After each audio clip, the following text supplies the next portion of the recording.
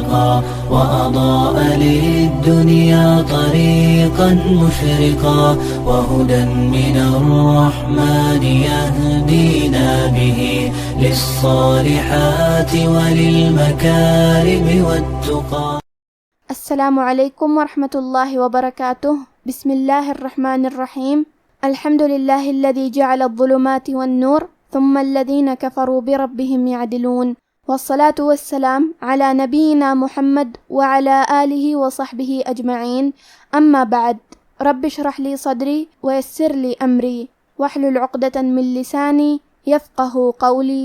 شروع کرتی ہوں اللہ کے نام سے جو بڑا مہربان نہایت رحم کرنے والا ہے. انشاءاللہ آج کے درس نمبر 213 میں سورۃ الکہف آیت نمبر 57 سے آیت نمبر 59 تک کی شرح اور ترجمہ سماعت فرمائیں گے. تو شروع کرتے ہیں. اعوذ باللہ من الشیطان الرجیم.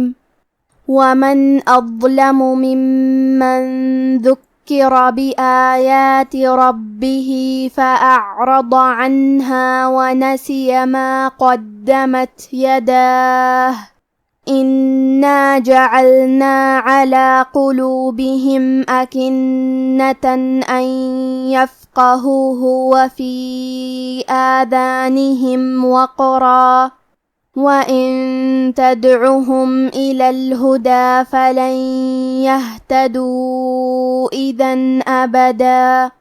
کلمت اظلموا میں حرف الضو ہے. ضو کی ادائیگی زبان کے سر اور اوپر والے دانتوں کے اندرونی کناروں سے ہے. ضو حروف التفخیم میں سے ہے تو ہم یہ حرف کو موٹی آواز میں پڑھیں گے اور کیونکہ اس پہ جزم ہے لہذا ہمیں ضو کو ظاہر کرنا ہے. کلمت ممن میں میم پہ تشدید ہے لہذا ہم یہ حرف کو 2 حرف کے برابر پڑھیں گے کیونکہ تشدید کی اصلیت 2 حرف ہے. جیسا کہ یہاں حرف المیم ہے تو یہ 2 میم ہے، میم ساکن اور میم متحرک. آخری میں نون ساکن ہے. پھر حرف الدال ہے کلمت ذکرہ. دال حروف الاخفاء میں سے ہے اور اخفاء کا معنی ہے چھپا دینا، تو ہم نون ساکن کو چھپاتے ہوئے اور غنہ کے ساتھ یہ حکمے کو ادا کریں گے. ممن ذکرہ. کلمت ذکرہ میں حرف الدال کی ادائیگی زبان کے سر اور اوپر والے دانتوں کے اندرونی کناروں سے ہے.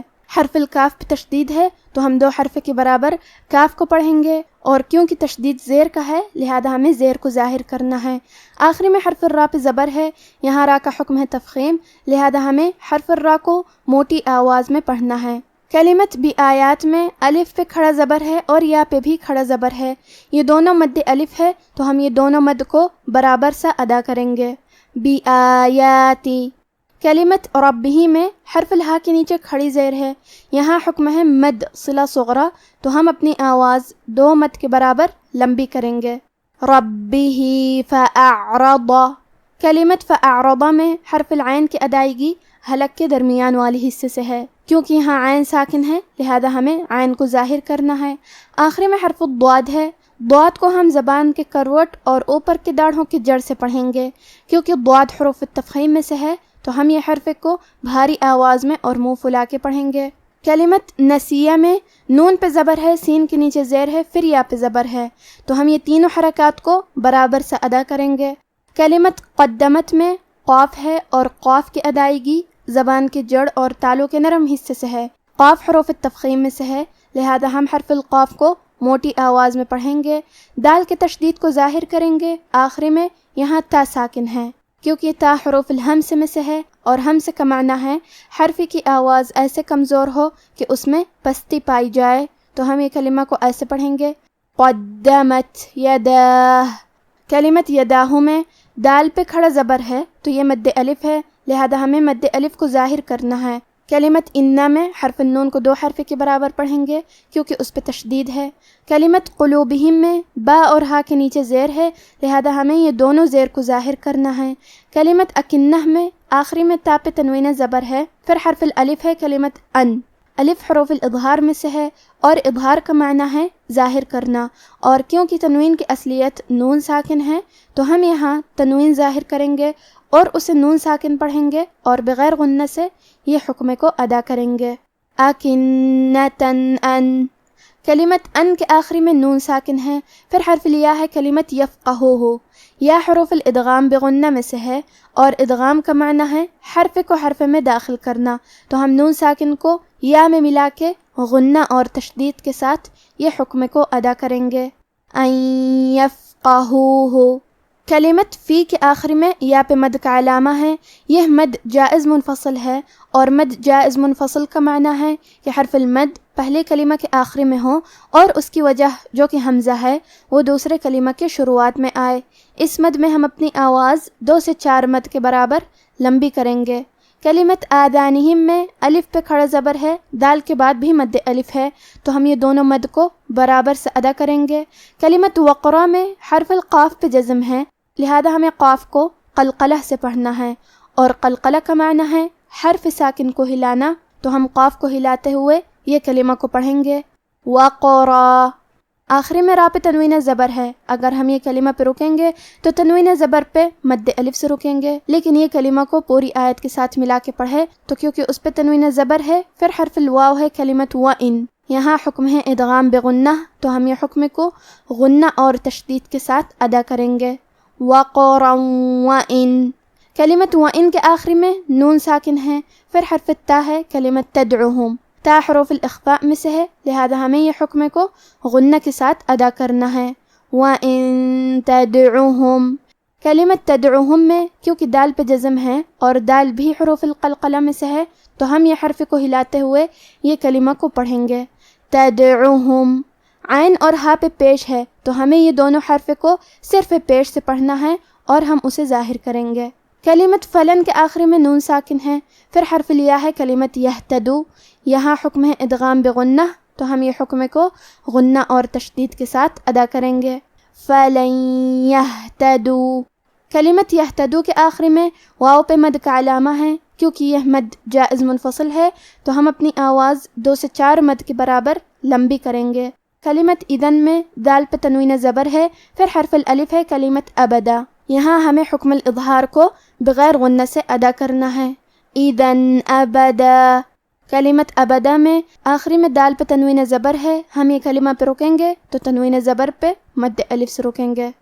وَمَنْ أَظْلَمُ مِمَّنْ ذُكِّرَ بِآيَاتِ رَبِّهِ فَأَعْرَضَ عَنْهَا وَنَسِيَ مَا قَدَّمَتْ يَدَاهُ إِنَّا جَعَلْنَا عَلَى قُلُوبِهِمْ أَكِنَّةً أَن يَفْقَهُوهُ وَفِي آذَانِهِمْ وَقْرًا وَإِن تَدْعُهُمْ إِلَى الْهُدَى فَلَن يَهْتَدُوا إِذًا أَبَدًا وَرَبُّكَ الْغَفُورُ ذُو الرَّحْمَةِ لَوْ يُؤَاخِذُهُم بِمَا كَسَبُوا لَعَجَّلَ لَهُمُ الْعَذَابَ بَل لَّهُم مَّوْعِدٌ لَّن يَجِدُوا مِن دُونِهِ مَوْئِلًا، کلمت الغفور میں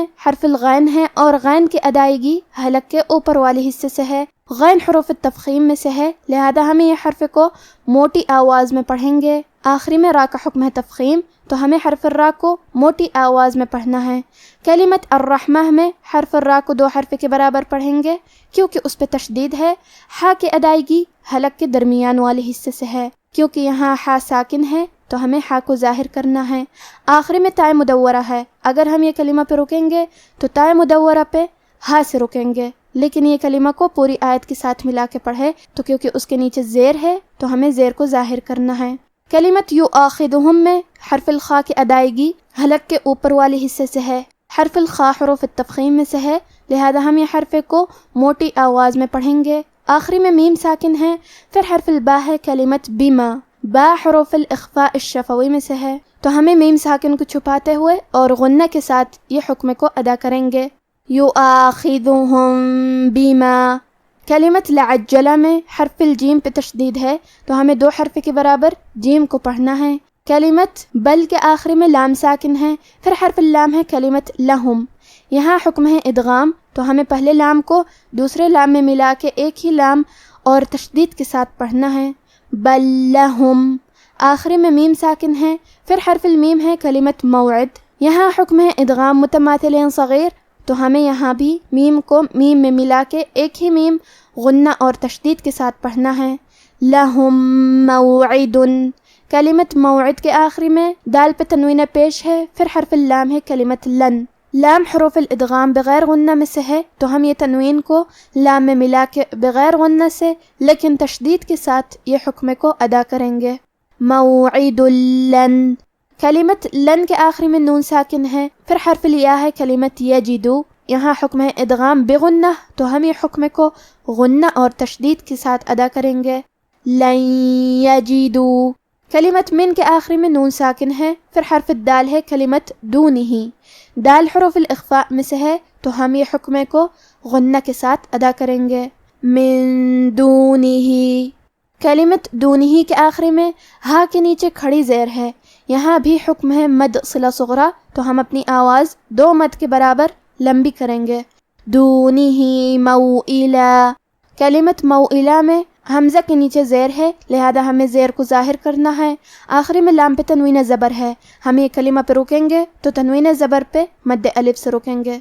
وَرَبُّكَ الْغَفُورُ ذُو الرَّحْمَةِ لَوْ يُؤَاخِذُهُم بِمَا كَسَبُوا لَعَجَّلَ لَهُمُ الْعَذَابَ بَل لَّهُم مَّوْعِدٌ لَّن يَجِدُوا مِن دُونِهِ مَوْئِلًا وَتِلْكَ الْقُرَىٰ أَهْلَكْنَاهُمْ لَمَّا ظَلَمُوا وَجَعَلْنَا لِمَهْلِكِهِم مَّوْعِدًا۔ کلمت القرى میں را پہ کھڑا زبر ہے اور اس پہ مد کا علامہ ہے، یہ مد جائز منفصل ہے، تو ہم اپنی آواز 2 سے 4 مد کے برابر لمبی کریں گے۔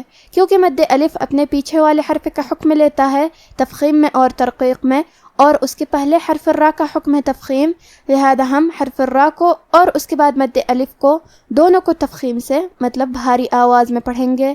القرى، کلمت اہلکناہم میں کاف ساکن ہے، تو ہمیں کاف کو ہمزے سے پڑھنا ہے۔ اہلکناہم، کلمت لما میں میم پہ تشدید ہے، تو ہمیں 2 حرف کے برابر میم کو پڑھنا ہے۔ کلمت ظلموا میں بو کو تفخیم سے مطلب بھاری آواز میں پڑھیں گے۔ کلمت لمہلکہم میں لام کاف اور ہا کے نیچے زیر ہے، تو ہم یہ تینوں زیر کو برابر سے ادا کریں گے۔ آخری میں میم ساکن ہے، پھر حرف المیم ہے کلمت موعدہ، یہاں حکم ہے ادغام، تو ہم یہ حکم کو غنہ اور تشدید کے ساتھ ادا کریں گے۔ لِمَهْلِكِهِم مَّوْعِدًا۔ اب آپ ان آیتوں کی تلاوت تجوید کے ساتھ سماعت فرمائیں۔ اعوذ باللہ من الشیطان الرجیم ومن اظلم ممن ذکر بآیات ربه فأعرض عنها ونسي ما قدمت يداه إنا جعلنا على قلوبهم أكنة أن يفقهوه وفي آذانهم وقرا وإن تدعهم إلى الهدى فلن يهتدوا إذا أبدا وربك الغفور ذو الرحمة لو يؤاخذهم بما كسبوا لعجل لهم العذاب بل لهم موعد لن يجدوا من دونه موئلا وتلك القرى أهلكناهم لما ظلموا وجعلنا لمهلكهم موعدا۔ اور اس سے بڑھ کر ظالم کون جس کو اس کے پروردگار کی آیات کے ذریعے سمجھایا گیا تو اس نے ان سے منہ پھیر لیا، اور جو اعمال وہ آگے کر چکا اس کو بھول گیا۔ ہم نے ان کے دلوں پر پردے ڈال دیے کہ اسے سمجھ نہ سکیں، اور کانوں میں ثقل پیدا کر دیا ہے کہ سن نہ سکیں، اور اگر تم ان کو رستے کی طرف بلاؤ تو کبھی رستے پر نہ آئیں گے، اور تمہارا پروردگار بخشنے والا صاحب رحمت ہے۔ اگر وہ ان کے کرتوتوں پر ان کو پکڑنے لگے تو ان پر جھٹ عذاب بھیج دے، مگر ان کے لیے ایک وقت مقرر کر رکھا ہے کہ اس کے عذاب سے کوئی پناہ کی جگہ نہ پائیں گے۔ اور یہ بستیاں جو ویران پڑی ہیں، جب انہوں نے کفر کر کے ظلم کیا تو ہم نے ان کو تباہ کر دیا اور ان کی تباہی کے لیے ایک وقت مقرر کر دیا تھا۔ آج کا ہمارا درس یہیں ختم ہوتا ہے۔ وصلی اللہ علی نبینا محمد وعلی آلہ وصحبہ اجمعین، والسلام علیکم ورحمۃ اللہ وبرکاتہ۔